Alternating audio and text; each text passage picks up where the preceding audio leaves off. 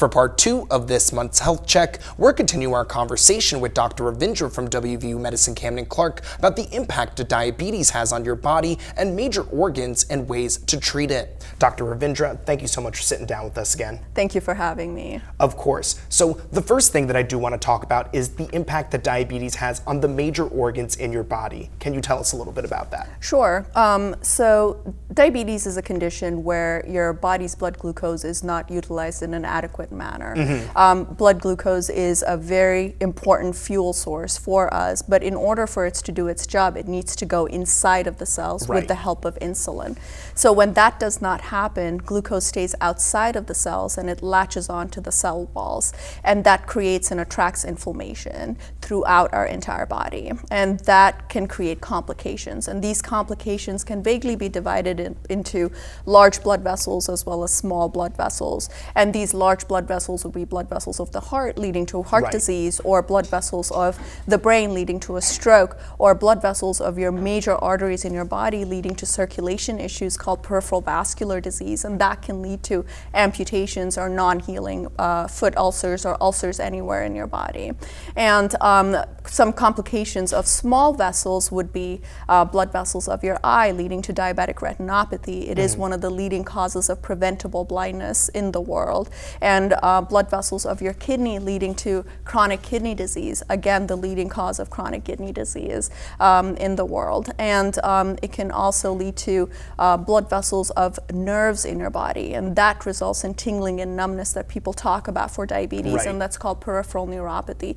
But you can also have nerve damage anywhere else in your body. For example, your heart. Your heart won't be able to regulate its heart rate, and that's called autonomic neuropathy. Or your nerves will, the nerves of your gut won't be able to function properly, and as a result, you can have a condition called gastroparesis, where patients can have issues with digestion and can have chronic abdominal pain. Okay, so you talk about all these long-term complications and different organs that are impacted. What would be the best way for people to treat or manage their diabetes?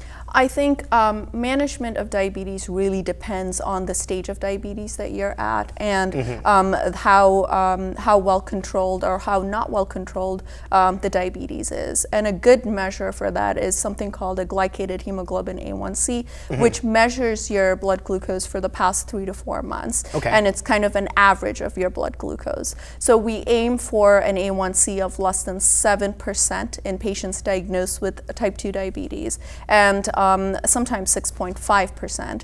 And so each level of management really depends on what stage of A1C that you're at. If you have an A1C in the double digits, let's say for example 12, 13, 14 or higher, we definitely want to manage the diabetes with insulin. And we want to mimic the body's insulin production in a way that is we just want to manage the body's insulin production, and we want to mimic the body's insulin production.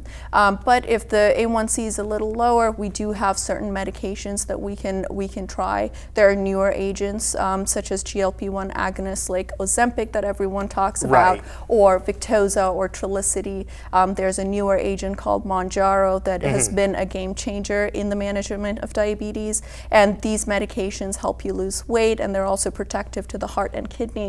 And that's what we're hoping to achieve at the end of the day with management of diabetes. There's also certain medications out there like metformin or glipizide or glyburide, that's another class. And then there's another class of medications called Jardiance or Farxiga or Invokana, and they are actually very beneficial to your kidneys as well as your heart. So there are many different options out there. Absolutely, there sound like plenty of options for people to help them out. But I do want to ask too, something that's important is the lifestyle that you're living, what you're eating, your exercise. That's something that we touched on a little bit in part 1. For people that maybe weren't able to catch part 1 or didn't see the online article with you talking about our last interview, talking about that stuff, can you just talk about lifestyle changes that maybe people should think about if they do end up having diabetes? Absolutely. I mean, lifestyle modifications is the foundation and is the cornerstone for management of diabetes. The medications that I just talked about are an add-on. And if we don't get the basics right, things are just not going to go in the right way. So we always want to focus on our diet. And I'm never too particular with my patients, and I don't really focus on what someone cannot have. You want to focus on the foods that you're able to have, and you want to educate them about that. So we do talk about reading, being able to read food labels and being able to make educated, informed decisions about our food choices. We do encourage our patients to not mindlessly snack in between meals. We do encourage them to be more disciplined with our meal times, and we ask them, we do come up with a meal plan during our visits, and to have our breakfast time set at a particular time of the day, and our lunch and dinner, and maybe a little snack later on. And we do talk about the diabetes plate method, where we talk about a quarter of your plate being carbohydrates, and these are food products that actually raise our blood sugars the highest. And so we want to be able to talk about healthy carbohydrates and making healthy choices with complex carbohydrates, such as a small portion of potatoes or sweet potatoes or pumpkins or squashes or beans and lentils. Or we want to talk about brown rice or unprocessed, unflavored oatmeal. Those would be great sources of complex carbohydrates and whole grains. Breads, pastas, and rices also come under this section, but we do ask our patients to limit these. And of course, it's not limiting all the good stuff. Exactly, all the good stuff. Right, yeah. But it's really not about perfection. It's really about being mindful of what we put inside, and automatically everything falls into place, and we don't necessarily need to be too calculative or too strict about it, as long as we're disciplined and being mindful of what we put inside. And we also discourage patients from having sugary beverages, and as well as diet and zero sugar beverages as well, because it's all about healthy behaviors and cultivating those healthy behaviors with your diet. Absolutely. Now, Dr. Ravindra, before I let you go, is there anything else, whether it was about our conversation tonight or our previous conversation involving diabetes, that you would like to address and share with the viewers?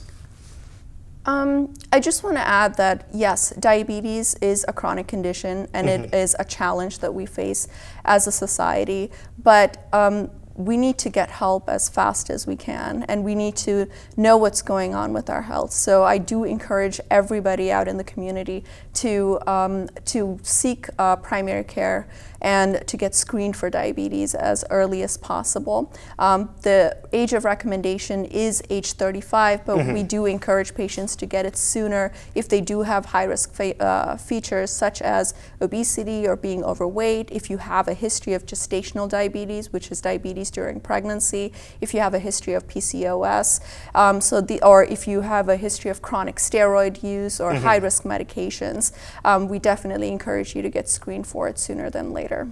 All right, Dr. Ravindra, thank you so much for sharing all of your knowledge on this topic, and we appreciate your time. Thank you. Thank you for having me. Of course. When we return, Mid-Ohio Valley, we'll have one last look at your forecast. Stay with us.